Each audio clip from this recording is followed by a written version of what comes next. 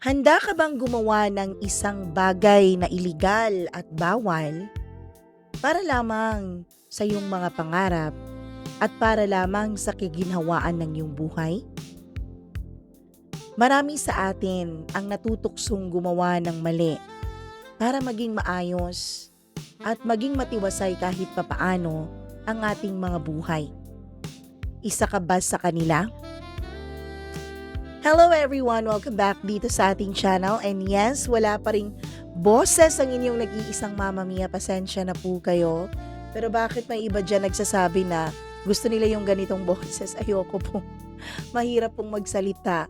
So sana pakinggan nyo lang din itong ating kwento kahit na hindi naman medyo, pangit talagang boses natin kasi paus tayo. Pero maraming salamat dahil nandito ka pa rin. In regards with our background music, naku, sanayan lang yan. Masasanay lang din kayo. Gaganda din yan sa pandinig ninyo. Ito na po ang ating tampok na kwento for today's video dito lamang sa Dear Mama Mia.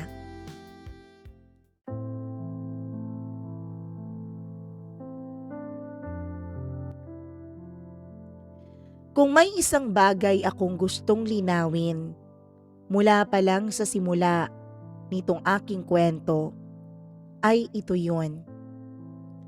Hindi ako masamang tao. Dear Mama Mia.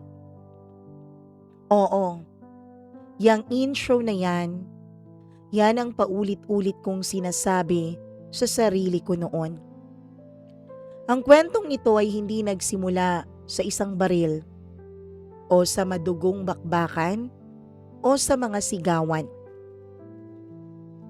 Ang kwentong ito ay nagsimula sa isang umaga na tahimik ang kapaligiran, na tahimik ang buong sambayanan sa aming lugar.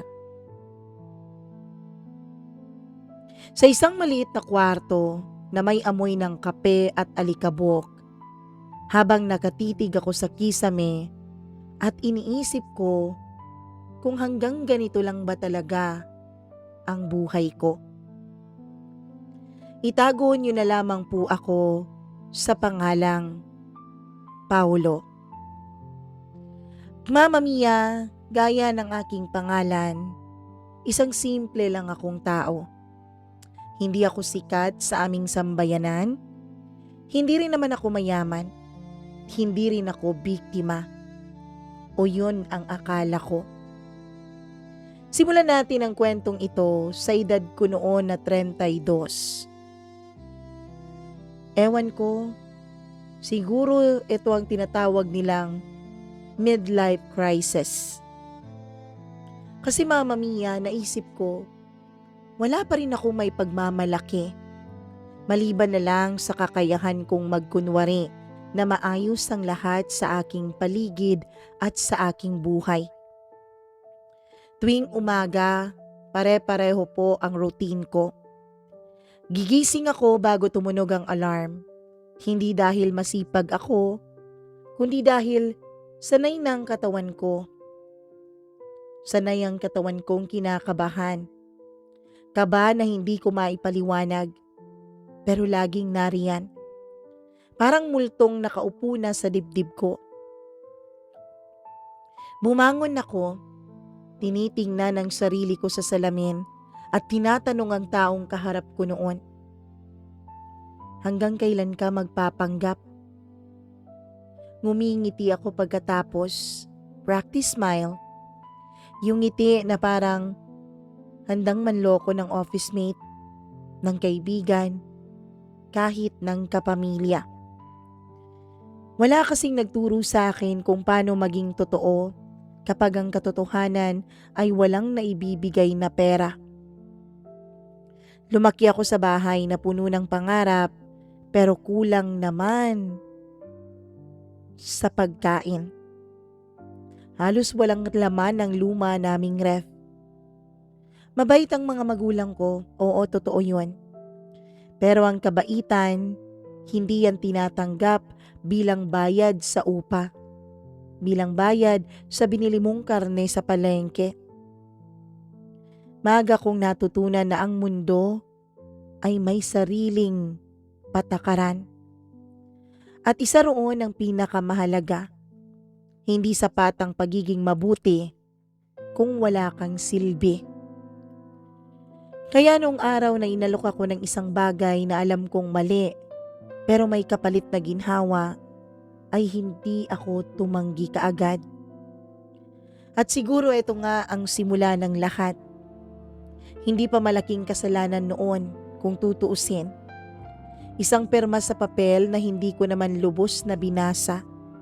Isang tahimik na oo, kapalit ng halagang hindi ko kailanman nahawakan pa. Wala namang mawawala, sabi ko sa sarili ko. Isang beses lang naman.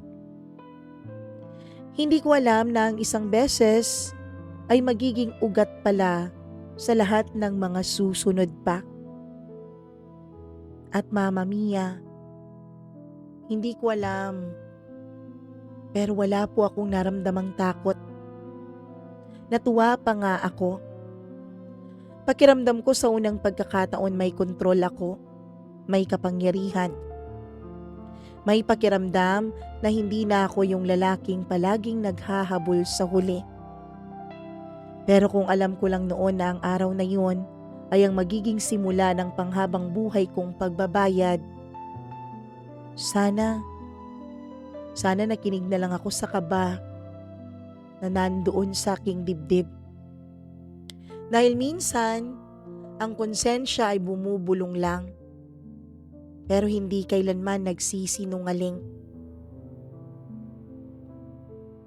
Hindi ko maalala kung anong oras talaga nagsimula ang araw na yon. Ang malinaw lang sa akin, pagkatapos ng araw na yon, hindi na ako bumalik sa dating ako. Nasa opisina ako noon, isang lumang building sa gilid ng EDSA. Kulang sa ilaw, kulang sa espasyo, pero puno ng taong handang lunukin ang kahit anong kompromiso para lang manatili. Hindi po glamoroso ang trabaho ko. Isa akong liaison officer, tagapamagitan. Sa madaling salita, ako yung taong kinausap kapag ayaw mong madungisan ang iyong pangalan. At dun ko po siya unang nakilala. Hindi ko nasasabihin ang buong pangalan niya, Mama Mia. Tawagin na lang natin siya sa pangalang Mr. R. Hindi siya mukhang delikado, hindi rin intimidating kung sa unang tingin. Tahimik siyang pumasok sa opisina, nakaputing polo, walang alahas, walang yabang, pero may bigat ang kanyang bawat hakbang. Umupo siya sa harap ko, pinagmasdan ako saglit at saka ngumiti. Paolo, alam mo ba kung bakit ako nandito? Umiling ako. At doon nagsimula ang unang kasinungalingan ko sa sarili ko. Nagpanggap akong wala akong ideya kahit alam ko na agad na hindi ito basta-bastang transaksyon. May inilapag siyang folder sa aking mesa. Manipis lang ang folder na yon, pero pakiramdam ko ang bigat-bigat nun. Hindi dahil sa kapal ng papel, kundi dahil sa laman nito. Simple lang, kailangan ko ng perma. Kailangan ko ng ibang taong pipirma. Kasi may paper trail ito eh. At ayokong bumalik to sa akin pag nagkataon. Tahimik akong nakinig, walang tanong. Hindi dahil sa wala akong gustong itanong, kundi dahil alam kong ayokong marinig yung sagot. Legal ba to? Tanong ko sa wakas. Hindi siya agad sumagot. Sa halip, tumingin siya sa akin na para bang sinusukat kung gaano ako kadaling mabasag. Depende kung gaano ka kahigpit sa salitang legal, sagot niya. At doon dapat tinapos ko na ang usapan. Dapat itinulak ko na palayo yung folder sa akin. Dapat pinili ko na ang sarili kong konsensya. Pero naalala ko ang nanay ko. Naalala ko ang text ng landlord ko. Naalala ko ang bank balance ko. Na halos parang joke na lang ang laman nito. At higit sa lahat, naalala ko ang pagod. Pagod na akong maging tama, pero laging talo. Magkano ba? Tanong ko sa kanya. Siya ang nagsabi, isang numero na hindi ko pa kailanman nakita sa iisang transaksyon. Isang halagang kayang baguhin ang mga susunod na buwan ng buhay ko. O kayang sirain ang mga susunod kong mga taon. Isang beses lang, hindi na ako babalik dito, sabi niya. At doon ako natahimik, hindi dahil nag-iisip ako kung tama o mali ang aking gagawin, kundi dahil alam kong kaya kong gawin yon. Hinawakan ko ang ballpen. Napansin ko pa kung gaano kalamig ang metal sa pagitan ng mga daliri ko. May kapalit ba to? Tanong ko kahit alam ko na ang sagot. Lahat ng bagay, Paulo, may kapalit, sagot niya.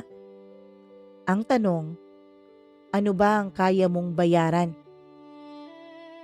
Isang pirma, isang galaw ng aking kamay. Isang desisyong akala ko maliit lang pero may mahabang anino. Pagkalabas niya ng opisina, naiwan akong nakaupo. Nakatitig sa papel na parang ako ang pinirmahan at hindi ang kontrata. Wala akong maramdamang saya, Mama Mia. Pero wala rin naman akong naramdamang takot. Ang naramdaman ko ay mabigat na katahimikan. Yung klase ng katahimikan na alam mong may delubyong paparating. At hindi ko alam noon na simula pa lang pala iyon. Dahil ang isang perma, hindi lang papel ang binabago, kundi pati direksyon ng buhay mo. At sa likod ng isip ko, ay tila may isang boses na bumubulong sa akin. Hindi ka na makakaalis, Paulo. Hindi ko agad ginastos yung perang ibinigay sa akin ni Mr. R. Ilang araw ko muna yung tinitignan sa screen ng cellphone ko. Parang hindi pa rin ako naniniwala na sa akin ang perang iyon. Tuwing chine-check ko ang account ko, may halo itong tuwa at takot.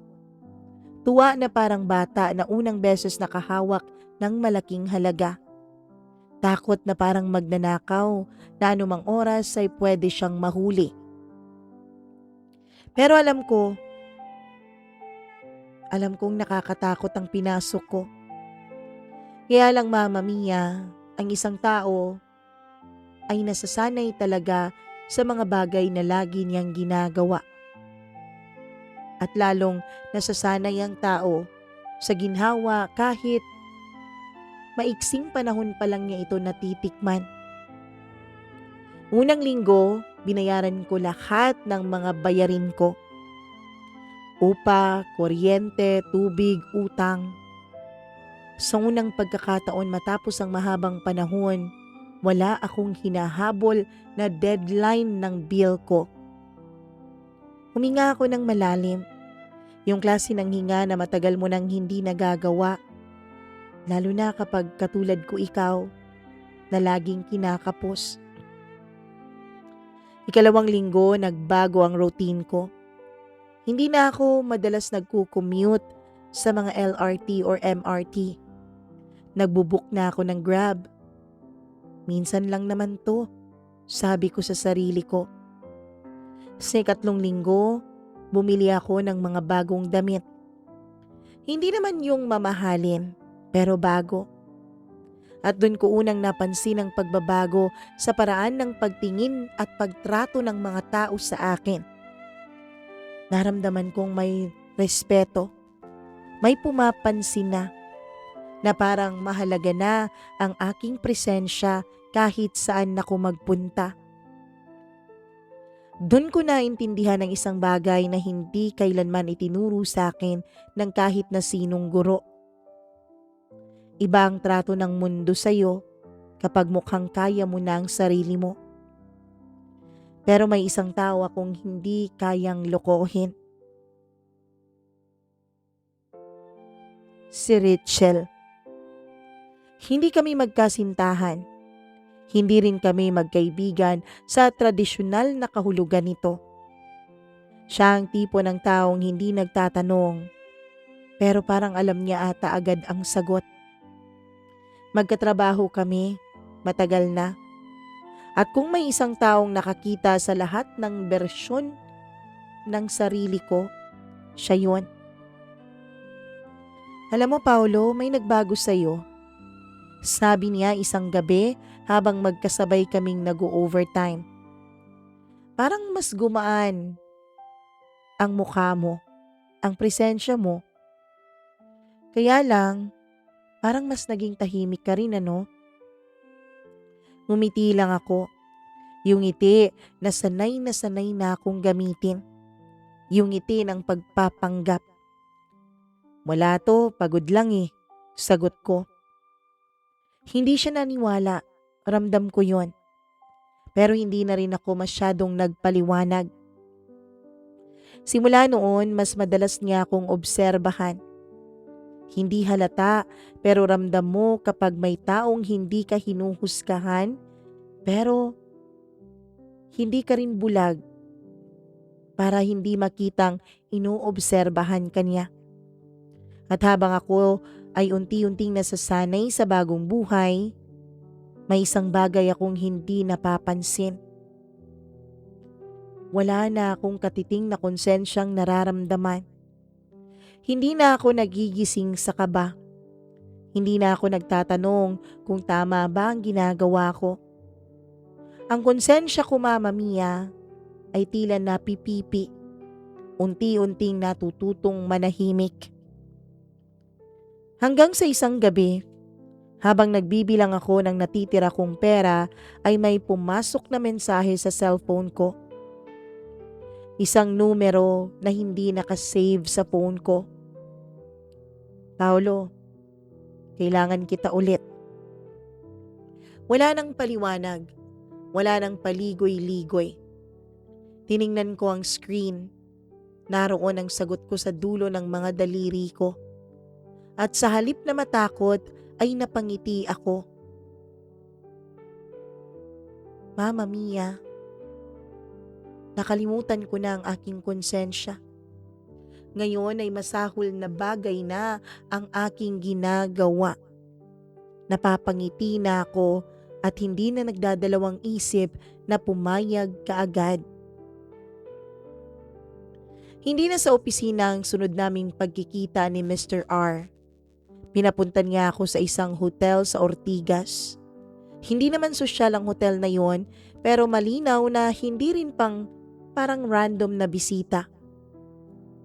Nasa lobby pa lang ako, ramdam ko na ang kakaibang bigat ng hangin.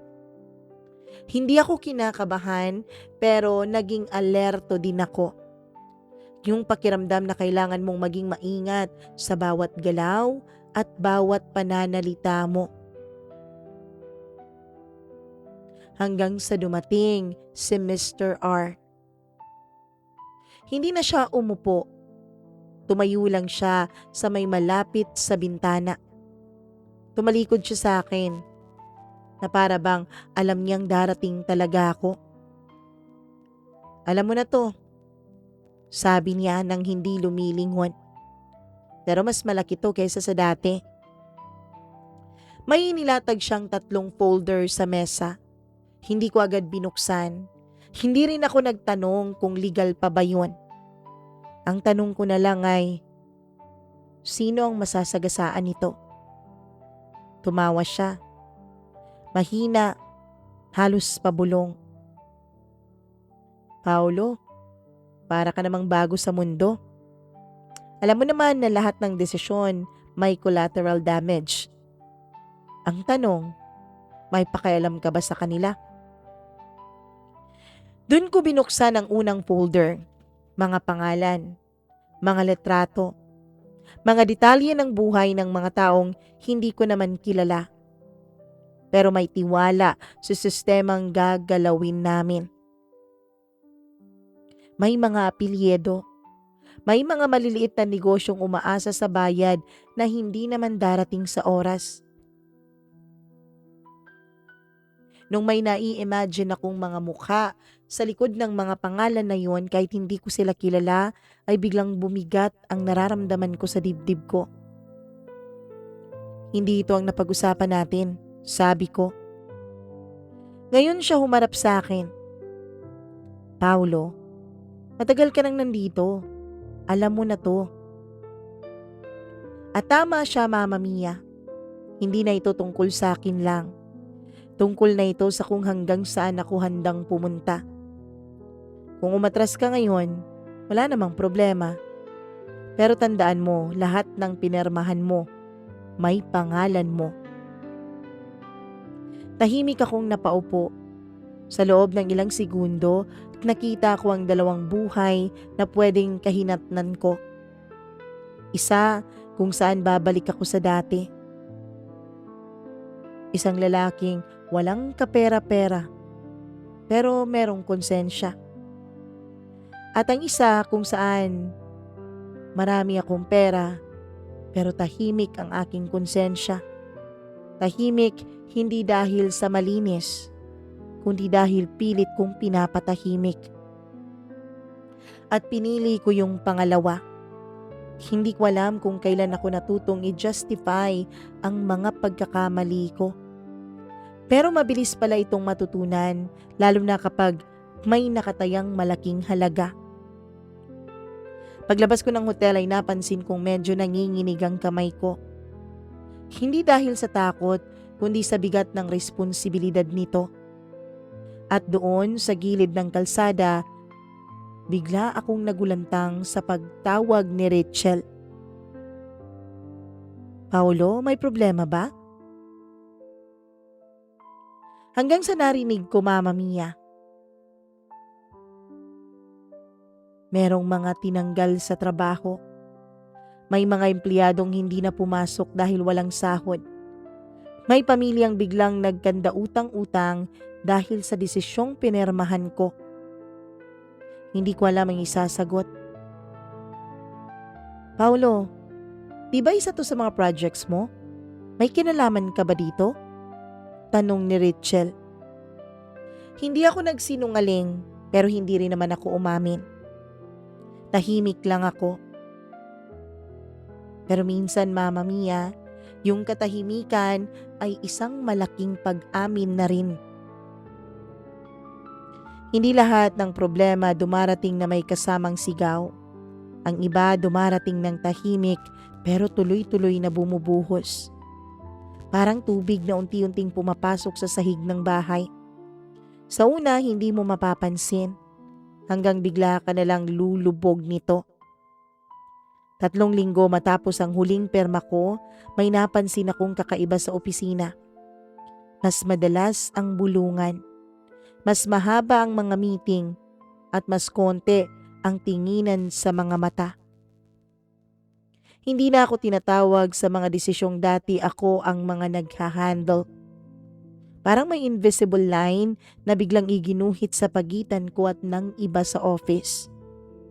At nun ko siya napansin. Itago natin siya sa pangalang Attorney Benitez. Hindi siya bago. Matagal na rin siya sa kumpanya, pero ngayon ko lang siya napansin dahil ngayon lang siya nagsimulang tumingin ng diretso sa akin. Na para bang yung tingin niya ay nagsasabing, alam niyang may mali. Pero hindi pa siya sigurado kung ako ang gumagawa ng kamalian na yon, pero may pagdududa na siya. Isang hapon pinatawag ako ni Attorney Benitez sa opisina ng boss ko.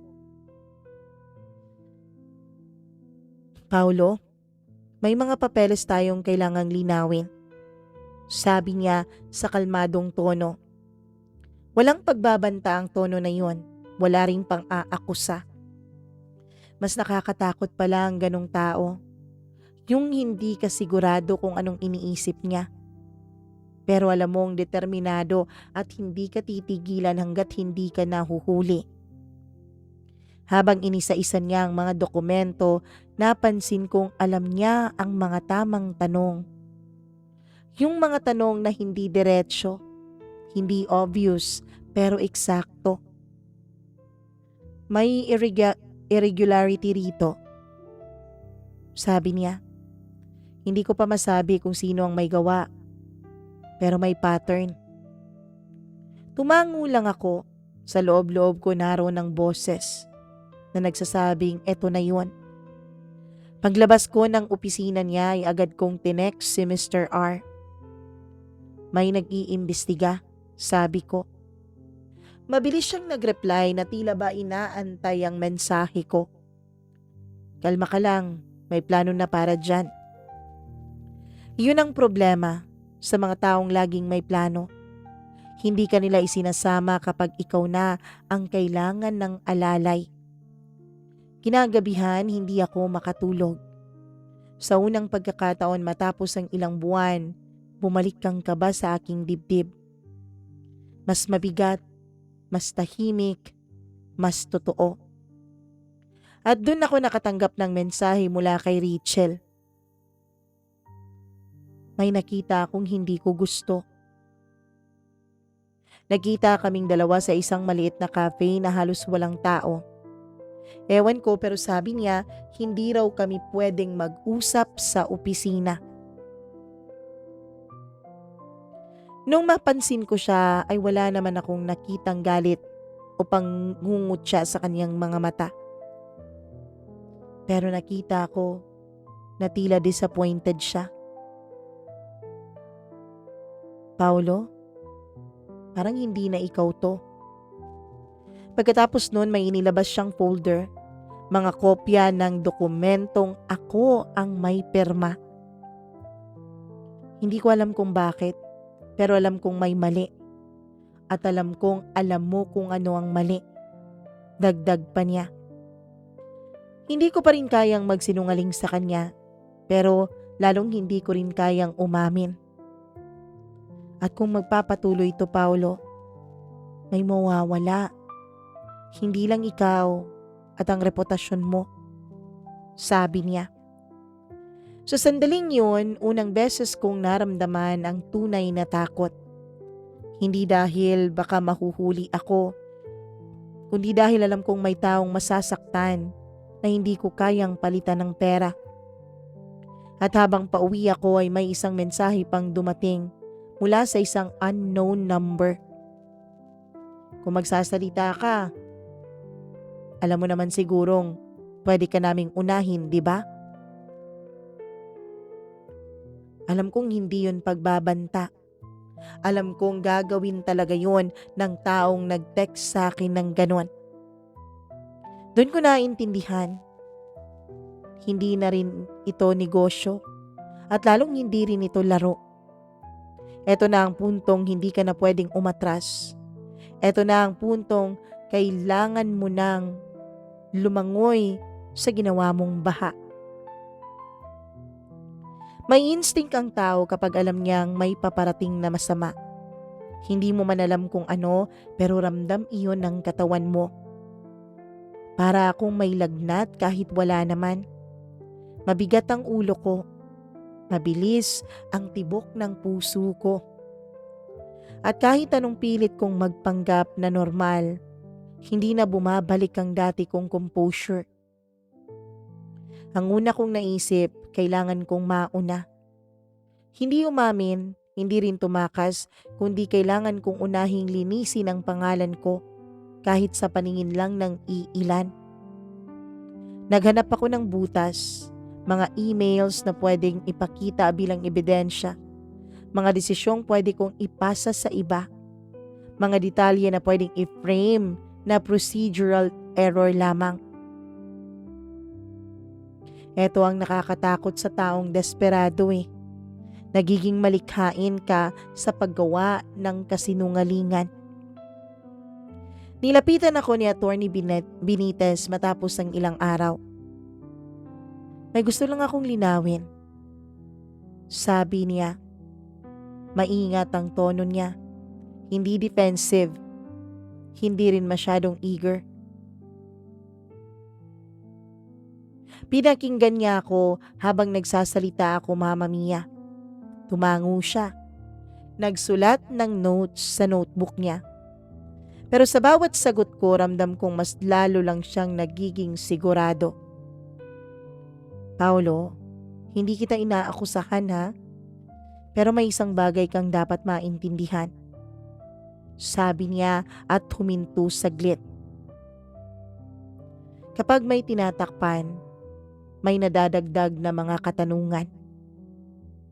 Yun ang huli niyang sinabi sa akin. Paglabas ko ng opisina niya, alam kong hindi gumana ang plano ko. Mas lumala pa nga eh. Kinagabihan, hindi na sumasagot si Mr. R sa akin. Walang reply, walang sagot sa aking mga tawag o callback man lang. At dun pumasok ang isang masakit na realidad. Kapag nagkahulihan, kapag nagkabukingan, mag-isa ka na lang. Si Richel ang huling taong gusto kong madamay, pero siya rin ang pinakamalapit. Nagpunta siya sa kwartong inuupahan ko. Walang pasabi. Tahimik lang siyang umupo sa sofa. Tinitingnan ng paligid na parang may hinahanap kung kailan ako nawala sa lugar na yon. Hanggang saan ba ang kaya mong gawin para sa mga pangarap mo, Paolo? Tanong niya. Hindi ko alam kung anong isasagot ko. Kung aamin ka ngayon, baka kung hindi mo mailigtas ang sarili mo, ay may mailigtas kang iba. Dagdag pa niya, Mama Mia. Umiling ako, hindi dahil ayokong gawin ang tama, kundi dahil alam kong huli na para gawin ito ng walang kapalit. Tumayo siya. Kaibigan pa rin kita, Paolo. Hindi kita ipagkakanulo. Pero hindi rin kita kayang ipagtanggol. Napakasakit ng linya na yun, Mama Mia. Pagalis niya, naupo ako sa sahig. Hindi ako umiyak. At hindi rin ako nagdasal dahil nakakahiya, 'di ba? Tiningnan ko lang ang pader. Iniisip kung kailan ko eksaktong sinayang ang pagkakataon kong umatras. At habang nakaupo ako noon, tumunog ang phone ko. Isang bagong numero. May problema tayo. Kailangan mo tong ayusin. Hindi yun pakiusap. Hindi rin yun isang alok, kundi isang utos na. Doon ko naintindihan ang isang bagay na hinding-hindi ko makakalimutan. Kapag ang una mong hakbang ay mali, lahat ng susunod mas magiging mabigat at mas malaking pagkakamali. At ang problema sa maling hakbang, hindi ka basta-basta makakabalik sa pinanggalingan mo. Hindi ka basta-basta makakatalikod at tahakin ang tamang landas. Mama Mia, hanggang sa dumating ang punto na hindi na dokumento ang problema ko. Hindi na perma, hindi na lang basta papel, kundi tao na. Kinabukasan, hindi na ako dumiretso sa opisina. May kakaibang kutob akong sinusundan. Yung pakiramdam na parang may nakatingin sa'yo, kahit mag-isa ka lang naman. Sa elevator pa lang ng building namin, napansin ko na may dalawang lalaking hindi ko kilala. Parehong tahimik, parehong walang hawak na cellphone, parehong hindi tumitingin, pero ramdam kong aware sila sa presensya ko. Panglabas namin sa lobby ay nauna silang naglakad. Pero sa salamin ng pinto, nakita kong sabay silang lumingon sa akin. Doon ko naramdaman ang totoong takot. Hindi yung takot na pwede mong maipaliwanag, kundi yung takot na may mali. Yung takot na alam mong hindi aksidente. Tinawagan ko ulit si Mr. R pero wala pa ring sagot. Sa halip ay may tumawag sa akin bandang tanghali. Paolo, sabi ng boses sa kabilang linya. Hindi siya pamilyar sa akin. Kumain ka na ba? Tanong nito. Napatingin ako sa paligid.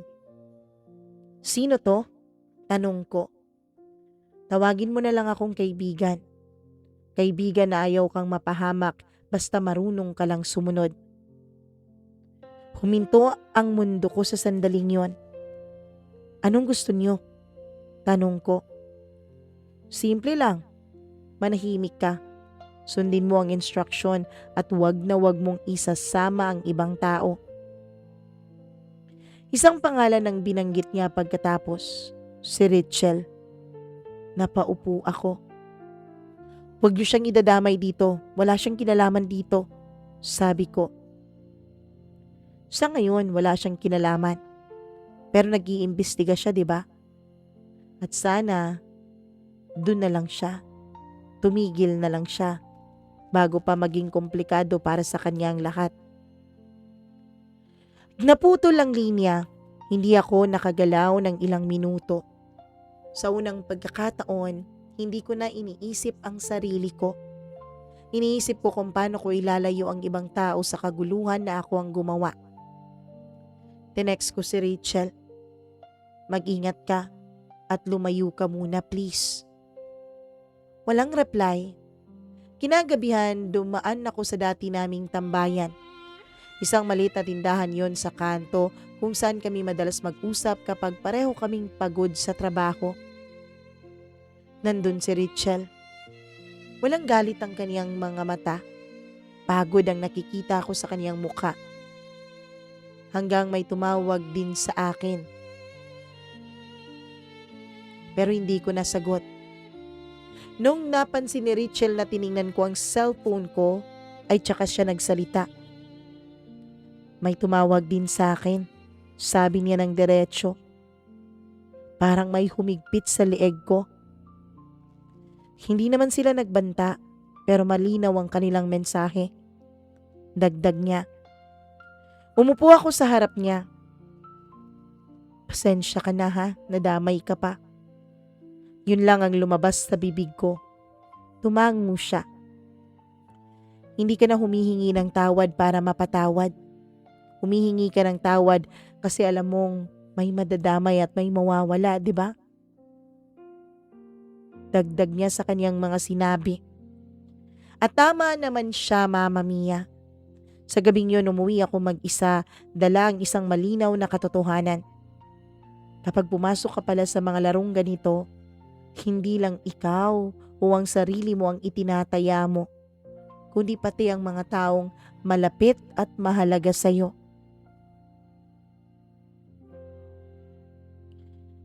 May mga bagay na mas madaling gawin kaysa sa aminin. At may mga utos na kahit sundin mo, may bahagi rin ng sarili mo ang namamatay. Bandang 2:00 ng madaling araw nang tumunog ang cellphone ko. Hindi na ako nagulat na parang hinihintay ko na lang na makipag-communicate sa akin yung tao. Isang mensahe, walang pangalan. Bukas ng gabi, ikaw ang haharap, walang tanong. Sabi niya at may kasama pang address doon. Isang warehouse sa labas ng lungsod. Yung mga lugar na walang kapitbahay. Walang ilaw at walang tanong kapag may nangyaring mali. Hindi ako nakatulog. Hindi dahil sa takot kundi dahil alam kong kapag pumikit ako, baka umatras ako. Buong araw, parang naka-autopilot lang ako noon. Kumain ako kahit hindi naman ako nagugutom.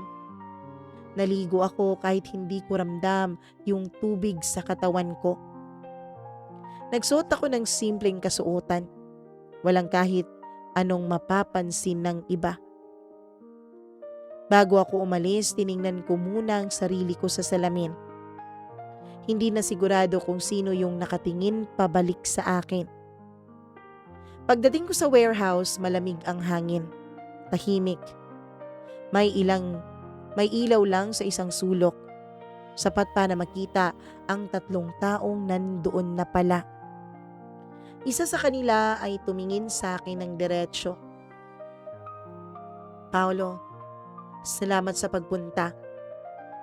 Sa gitna ng lugar ay may isang lalaking nakaupo. Nakatali ang kamay at may pasa ang kanyang mukha. Hindi ko siya kilala, pero may papel sa mesa. At dun ko nakita ang pangalan niya.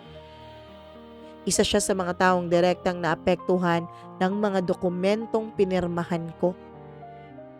Isa siyang taong involved din ang kanyang negosyo dun sa iligal na kalakaran na yon. Alam kong may pamilya siya, may mga tauhan. Hindi namin siya sasaktan.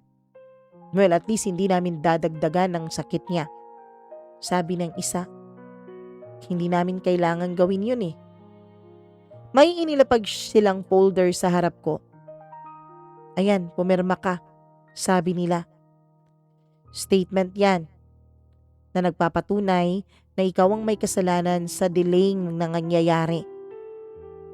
Ikaw ang may kasalanan sa fraud and sa mismanagement ng proyekto. Nangatog ang tuhod ko. Hindi to totoo, sabi ko. Tumango ang lalaking nakatayo. Kulang na lang ay tumawa siya sa pangungutya niya sa akin.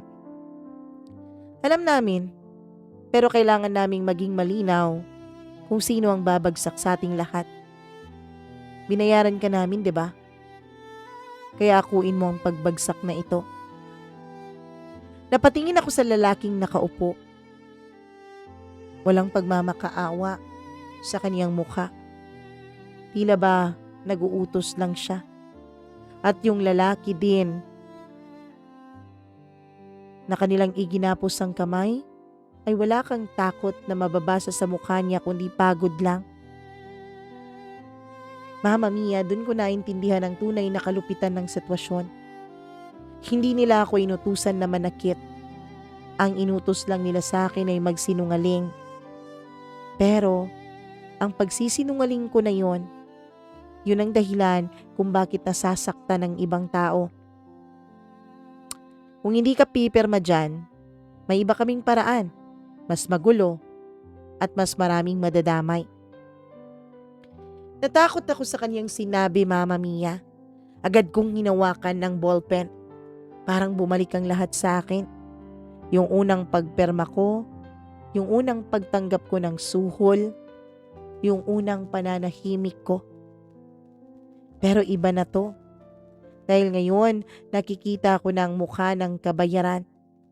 Hindi ko alam kung ilang segundo akong nakatitig sa papel.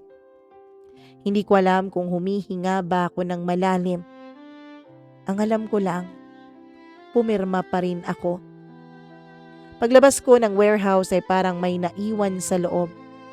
Hindi gamit, hindi pera, kundi isang bahagi ng pagkatao ko na hindi ko na maibabalik pa. Kinabukasan, lumabas ang balita. May isang malaking negosyante na inaakusahan ng pandaraya sa kanilang group of companies. Sinuspinde siya. Sinira ang kanyang pangalan, pati na rin ang pangalan ng kanyang buong angkan. At sa ilalim ng balita ay may perma. May pinakitang papel kung saan ay may perma. Isang pamilyar na perma. Perma ko. Hindi ko unang nasabi sa sarili ko ng malinaw at walang palusot. Pero alam kong hindi ako naliligaw. Hindi ako inosente. Kasama ako sa mga gumawa ng mali. Hindi agad dumating sa akin ang parusa, Mama Mia. Minsan, pinapaupo ka muna ng konsensya mo sa katahimikan para marinig mo ang sarili mong iniisip. Pagkatapos ng warehouse incident na yon ay bumalik ako sa normal na buhay. O yan ang sinusubukan ko pong gawin. Pumasok ako sa opisina, nakipag-usap, ngumiti, nagtrabaho. Pero may nagbago. Hindi na ako tinitingnan ng mga tao tulad ng dati. Hindi nila alam ang buong kwento pero may nararamdaman ang tao kapag may mali sa kanyang paligid. May mga iilang umiwas. May iilang tumahimik kapag dumarating ako na para bang ako ang kanilang pinag-uusapan. At may iilang tumingin na parang may gustong itanong pero piniling wag na lang. Pinakamahirap sa akin ng gabi. Kapag tahimik na ang paligid, tsaka bumabalik ang mga mukha. Yung mga taong nadamay. Yung mga empleyado nila na biglang nawalan ng trabaho. Yung pamilya nila na hindi mo man lang kilala ang pangalan. Sinabi ko sa sarili ko na hindi ko naman kasalanan ang lahat. Na ang sistema ang may problema. Na kung hindi ako, may iba namang pipirma doon. At baka mas masahol pa nga kaysa sa akin. Pero kahit anong paliwanag at pangungumbinsi ko sa sarili ko, may parte sa loob ko na hindi pumapayag. Isang umaga, may nakita akong balita online. Isang maikling article lang yon. Hindi naman headline, hindi rin naman pang viral. Suspendidong negosyante, natagpo ang patay. Ang biktima, pinaghihinalaang nag-suicide. Hindi ko agad binasa ng buo yung maliit na article. Tinitigan ko lang ang title nito. Parang may humigpit sa sikmura ko, Mama Mia. Hanggang sa hindi ko na napigilan ng sarili ko at binuksan ko na nga yung article. Ayon sa ulat, iniwan daw niya ang isang sulat. Walang detalyeng inilabas sa publiko kung ano ang sulat na yun. Walang pangalan. Pero alam ko dahil ako ang huling taong pumirma laban sa kanya. Hindi ako umiyak, hindi rin ako sumigaw. Naupo lang ako sa gilid ng kama ko habang hawak-hawak ang cellphone. At Mama Mia, binuksan ko ang bank account ko. Ang laki pa rin ng laman ng account ko. Halos 10 taon kong pagtatrabaho ang laman nito. Pero bakit ganon? Sa unang pagkakataon habang tinititigan ko ang laman ng bangko ko, ay wala akong maramdamang tuwa. Wala akong maramdaman na saya. Sinubukan kong tawagan si Richel, ngunit hindi siya sumasagot. Tinext ko siya. Nangyari na ang sinabi mo. Matagal bago siya nag-reply. Alam ko, Paulo. 2 salita lang yun, pero parang sampal sa akin. Pagpasok ko sa opisina kinabukasan ay may memo. Mas lalawak pa raw ang investigasyon. Mas maraming dokumento ang riripasuhin. At sa dulo ng memo ay may pangalan ni Attorney Benitez. Hindi na siya naghuhukay. Sigurado na siya. Sa sandaling yon, malinaw sa akin ang 2 bagay. Una, may taong namatay dahil pinatay ko ang aking konsensya. Pangalawa, hindi pa dun natatapos ang kwento. Dahil kapag nagsimula ng maningil ang konsensya, madalas kasunod na ang batas. O baka mas masahol pang maniningil sa'yo. Hindi ko alam kung anong mas higit na mabigat. Ag nakikita ang resulta ng mga maling desisyong ginawa mo? O alam mong hindi pa yun tapos at may mga paparating pa?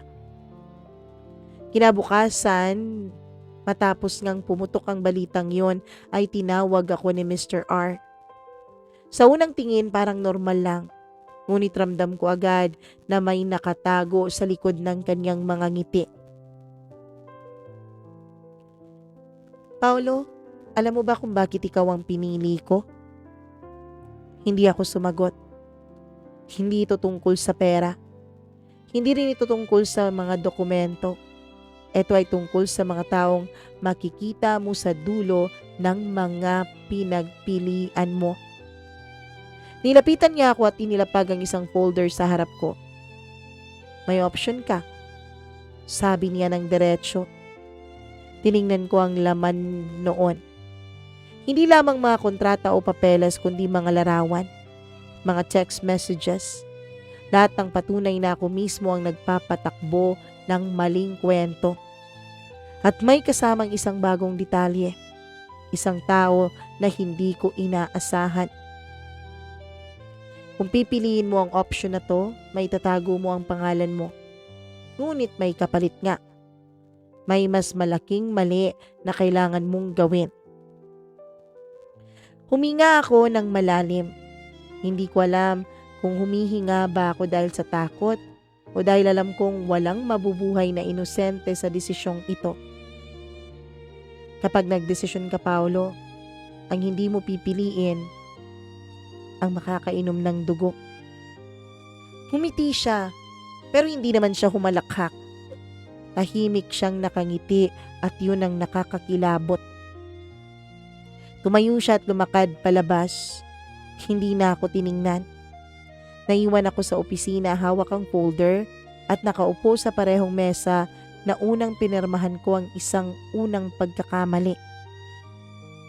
At sa sandaling yon, nagtanong ako sa sarili ko.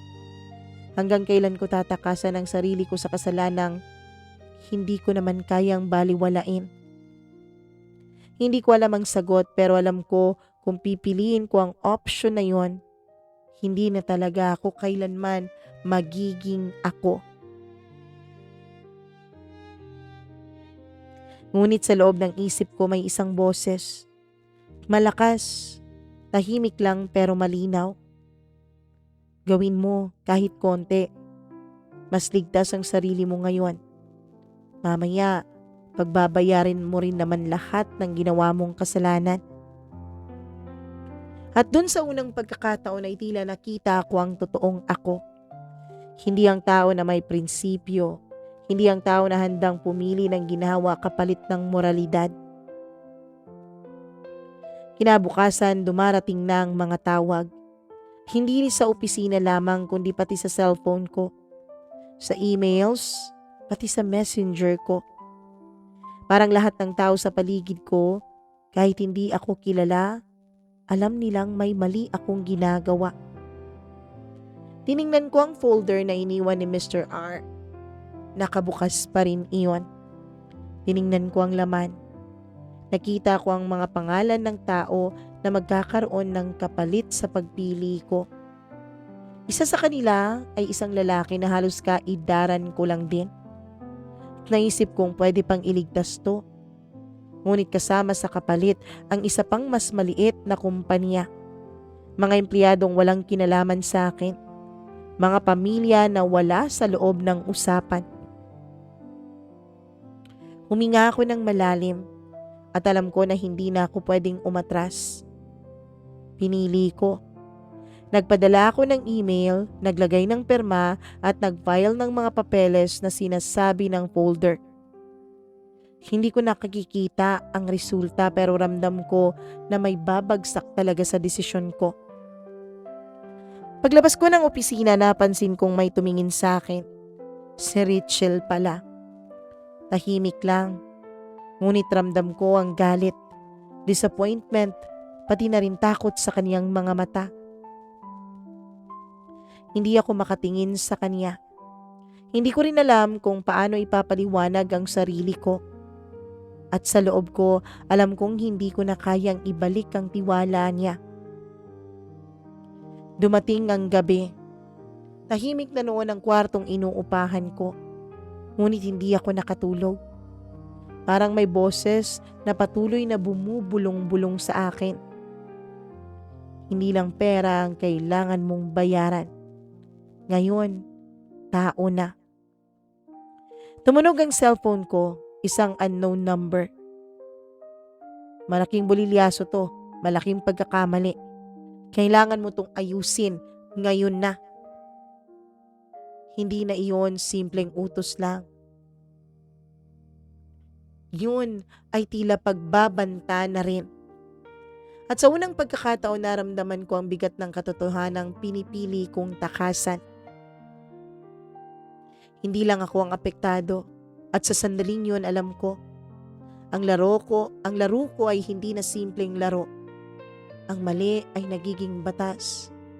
At tila ako ang nagpapatupad ng batas ng kamalian. Hindi ko na alam kung alin ang mas mabigat, ang bigat ng utos na pinili ko o ang bigat ng mga mata ng mga taong nasasaktan dahil sa akin. Kinabukasan dumating ang email mula sa HR. Hindi ordinaryong email yon. Hindi isang email na pabor sa akin. Paolo, may investigasyon sa lahat ng desisyon mo nitong mga nakaraang buwan. Ang mangyari ay kailangan mong maghanda ng paliwanag. At syempre, kailangan mong ihanda ang iyong sarili dahil masususpindi ka sa duration ng pag-iimbestiga. Tumayo ako sa harap ng bintana. Tiningnan ko ang lungsod. Parang lahat ng ilaw ay nagbabago. Parang bawat ilaw ay nagbabantang i-expose ako. Hindi ako umalis. Hindi ko alam kung saan ako pupunta, ngunit alam kong kailangan ko itong harapin. At doon sa loob ng opisina ay nakita ko si Rachel. Hindi siya nagulat na nandun ako. Hindi rin naman siya nagpakita ng kahit na anong emosyon. Naramdaman ko lang sa kaniyang mga tingin ang pag-aalala niya sa akin. Paolo, ilang beses ko nang sinabi sa'yo na alam kong may mali. Pero hindi mo inaamin yun. Hindi ko masabi ng ang kahit na ano. Hindi ko siya kayang tignan dahil alam ko sa tingin niya ako ang dahilan ng kaguluhan. Ngunit hindi lang siya. May isa pang dumating. Si Attorney Benitez. Tahimik na nakatingin sa akin at hindi nagsasalita. Pero ramdam ko, Mama Mia. Ramdam kong alam na niya ang lahat. Ngunit hindi siya nagbanta. Kaya lang pakiramdam ko sa bawat segundong lumilipas ay tila ba ako isang nililitis na preso na anumang oras ay hahatulan na. Sa tanghali tinawag ulit ako ng HR. Mga dokumento, mga papeles at mga memos, lahat nakalatag. Hindi ko alam kung saan sisimulan. Isa lang ang alam ko. Ang lahat ng mali kong desisyon ay unti-unti nang bumabalik sa akin. At doon naramdaman ko ang unang takot na hindi ko pa naramdaman sa pera o sa mga banta. Takot ako sa mga nagawa ko. Hindi na email o tawag, ngayon siya mismo ang dumating sa harap ko. Si Mr. R. Tahimik ngunit ramdam ko ang bigat ng bawat hakbang niya sa sahig ng opisina. Nilapitan niya ako. Sinigurado niyang walang nakarinig.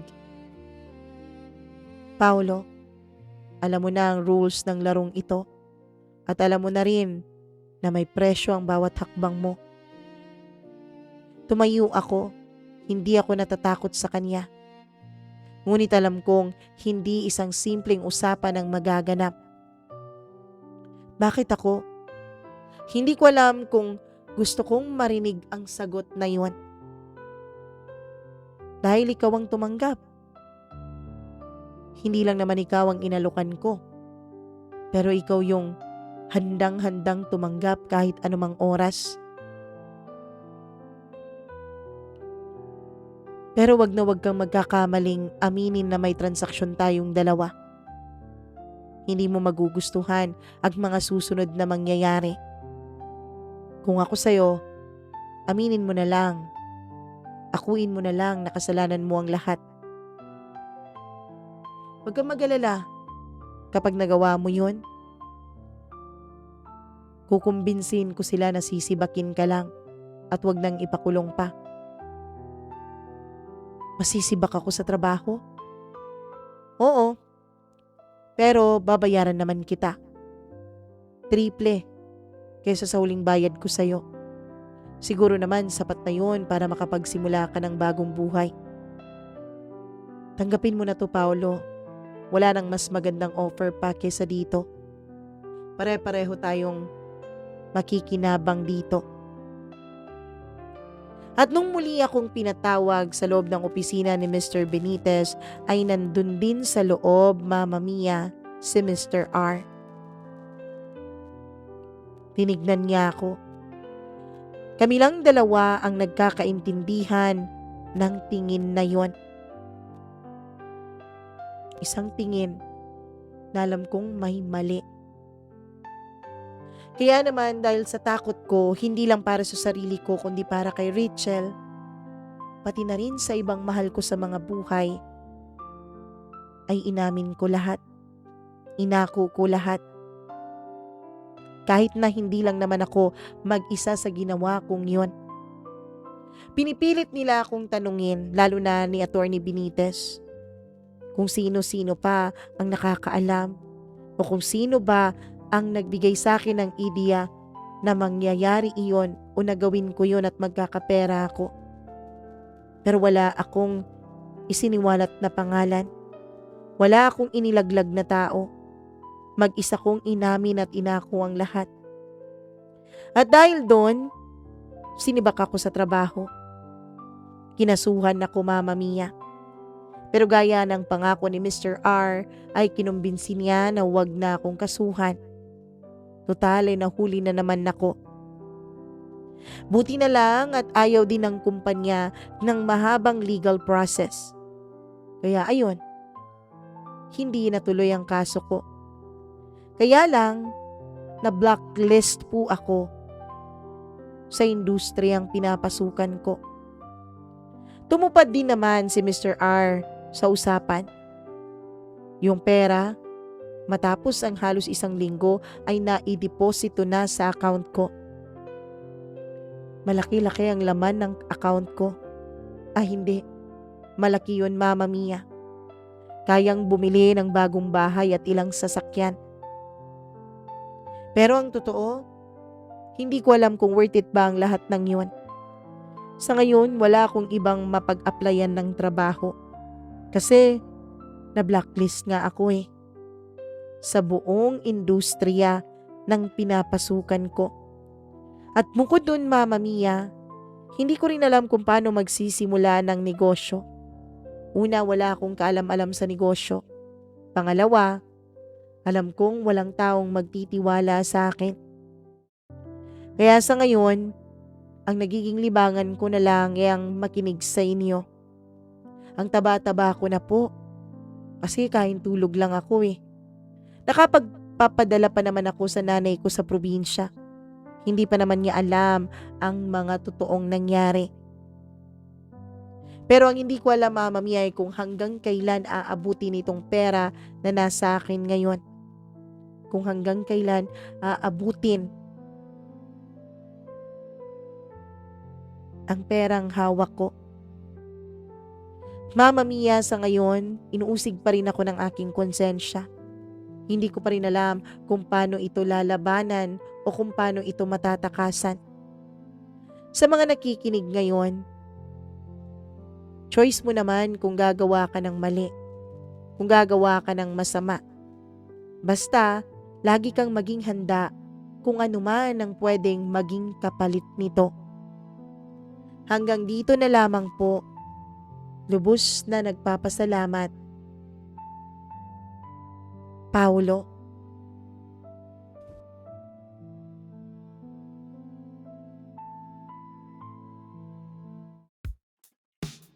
Ako lang ba?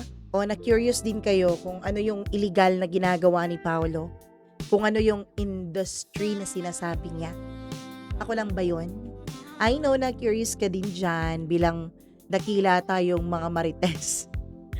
Anyways, Paulo, tama ka naman. Kapag talaga meron tayong ginawa, mapamabuti man yun o masama, meron talaga yung balik sa atin.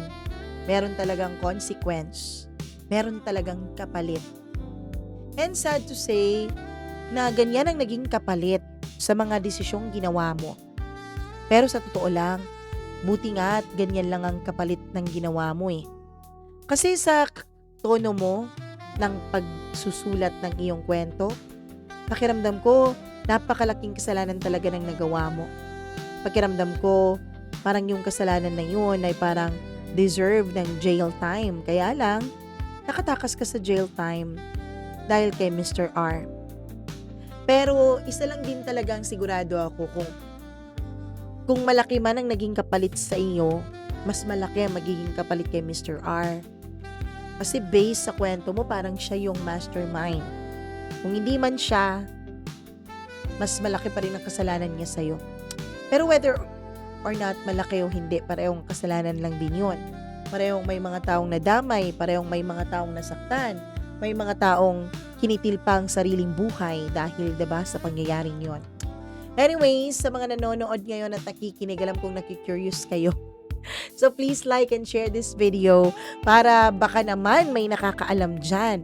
Baka naman merong makaka-familiarize ng kwentong ito tapos sasabihin niya, si ano pala ito? 'Di ba? Makakamarites tayo. So like and share this video para makapagmarites tayo ng husto. Anyways, maraming salamat sa inyong walang sawang pagsuporta at pagmamahal nitong ating channel.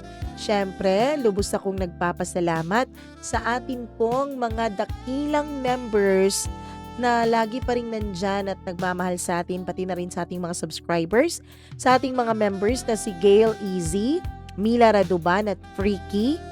Maraming salamat sa inyo.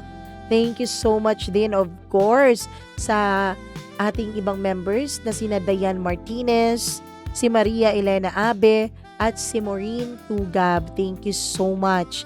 And syempre, kay Gimaras Girl, kay Benson Boyser, kay Smackdax, maraming salamat sa pakikinig. Kay Marlia Giana Shane, kay Rico Sidanco, ang pinakabago nating member, at kay Colleen Bueno. Sa mga members natin, maraming salamat po talaga sa pagpapamember ninyo.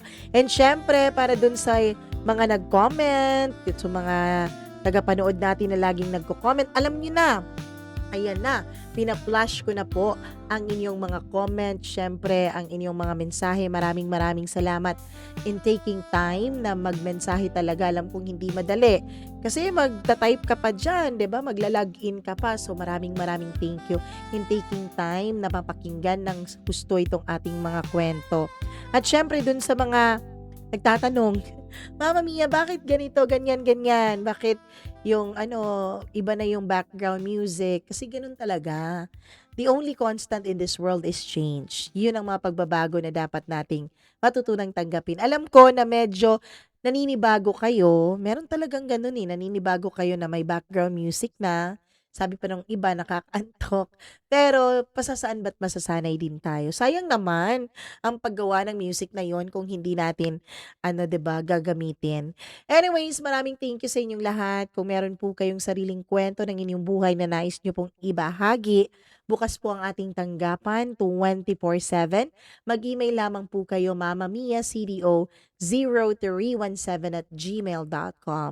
Bye-bye sa inyong lahat. Mag-ingat kayo palagi. Mwah! I love you. Bye!